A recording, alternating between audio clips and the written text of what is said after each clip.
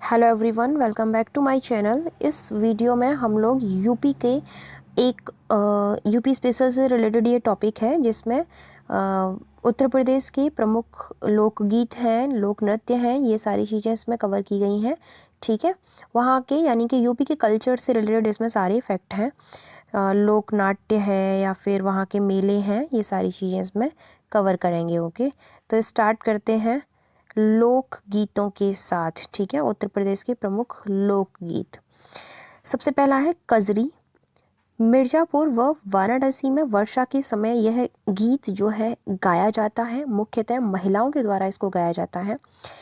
और किस भाषा में गाया जाता है? तो भोजपुरी और अवधी, इन दोनों ही लैंग्वेज में इसको गाया जाता है। लैंग्वेज आई थिंक नहीं पूछी जाएगी, लेकिन क्वेश्चन अगर बनता है तो वो इस तथ्य से बनेगा। ये चीज़ आपको इसमें याद रखनी है। नेक्स्ट है ढोला, जो कि आगरा और मेरठ के क्षेत्र में गाया जाता है। ठीक है, जो कि ढोला एवं मारू के चरित्र का वर्णन है। ओके, नेक्स्ट है विरहा। पूरे उत्तर प्रदेश में मुख्यतः पूर्वांचल क्षेत्र में ये गाया जाता है विरहा, जो कि भोजपुरी भाषा में इसको गाया जाता है। उसके बाद है रसिया, जो कि ब्रज क्षेत्र में यानी कि मथुरा, वृंदावन और बरसाना में इसको गाया जाता है। उसके बाद आता है आल्हा, जो कि पूरे उत्तर प्रदेश में ही गाया जाता है। मुख्य रूप से बात करते हैं तो बुंदेलखंड में आल्हा गाया जाता है। ठीक है, उदल की वीरता का वर्णन करता है। उसके बाद है चैती व चैता, यह रुहेलखंड में गाया जाता है, रुहेलखंड में। मल्हार जो है वो कौरवी क्षेत्र यानी कि मथुरा और अलीगढ़, सावन के आगमन पर गाया जाता है। कहाँ पर? मथुरा और अलीगढ़ में, जिसको आप कौरवी क्षेत्र मानते हो। उसके बाद है चौलर, सोहर व बधाई गीत, जो कि पूर्वांचल क्षेत्र में गाए जाते हैं। होली गीत या फिर झूला गीत की अगर हम बात करते हैं तो वृंदावन में गाए जाते हैं। होरी रसिया ब्रज क्षेत्र में गाए जाते हैं। मथुरा, वृंदावन, बरसाना, यहाँ पर ये सारे गाए जाते हैं। इसुरी फाग जो है वो बुंदेलखंड में गाया जाने वाला है।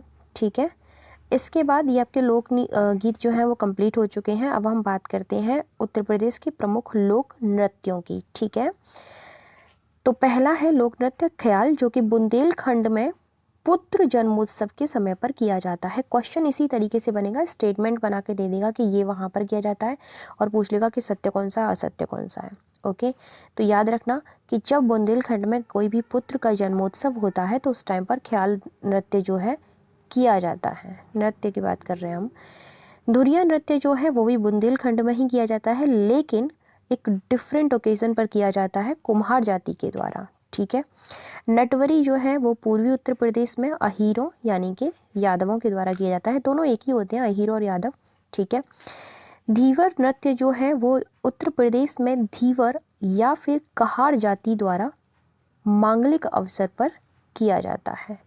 उसके बाद है राई, यह बहुत ही इंटरेस्टिंग है। यह बुंदेलखंड की महिलाओं द्वारा कृष्ण जन्माष्टमी पर किया जाने वाला मयूर नृत्य है। ठीक है, तो राई नृत्य कहाँ किया जाता है? बुंदेलखंड में, कृष्ण जन्माष्टमी के अवसर पर। चरकुला नृत्य जो है वह ब्रज क्षेत्र में किया जाता है, जिसके अंतर्गत एक विधि होती है कि 108 दीपों को लेकर के, या फिर आप उसे चरकुला कह सकते हो, सिर पर रख कर के महिलाएं इसके द्वारा नृत्य करती हैं। ठीक है, इसको घड़ा नृत्य भी बोला जाता है।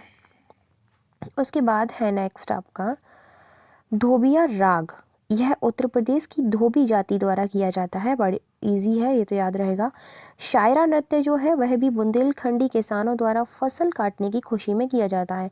मोस्टली यहाँ पर जितने भी नृत्य हैं वो आपके बुंदेलखंड या फिर रुहेलखंड से रिलेटेड है, तो उनको याद रखिएगा।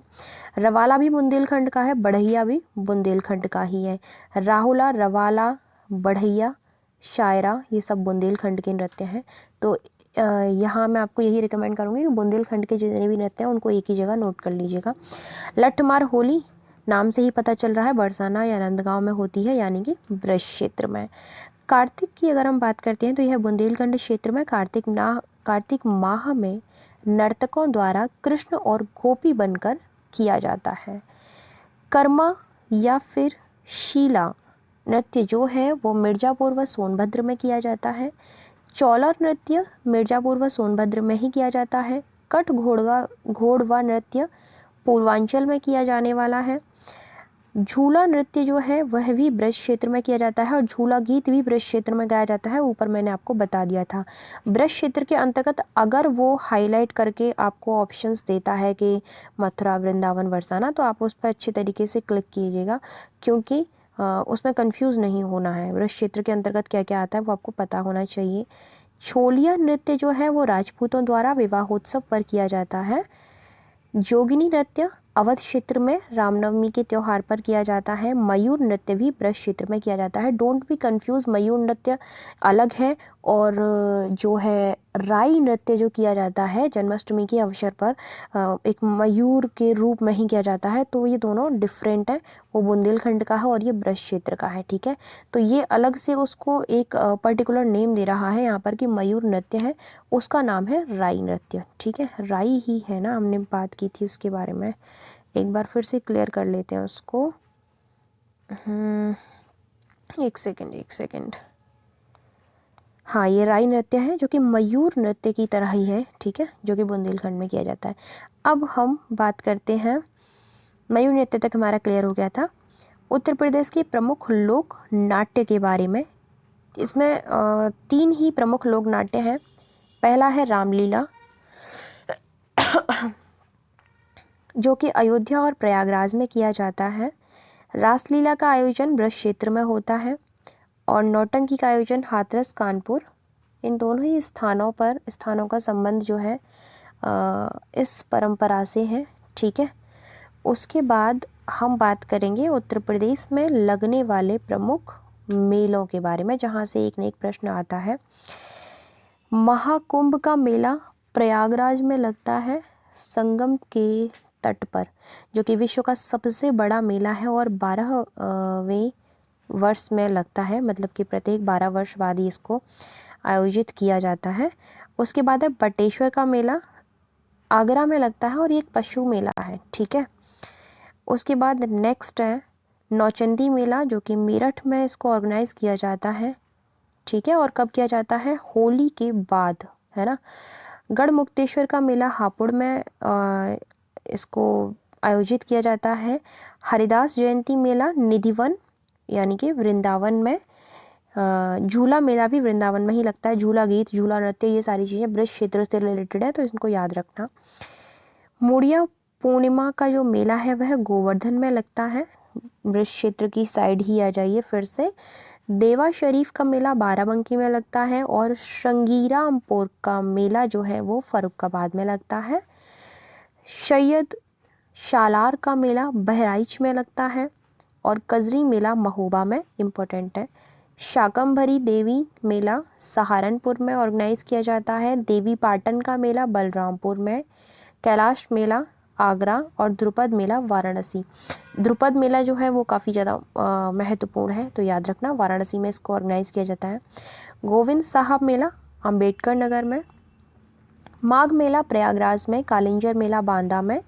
सोरों का मेला जो होता है वह कासगंज में होता है।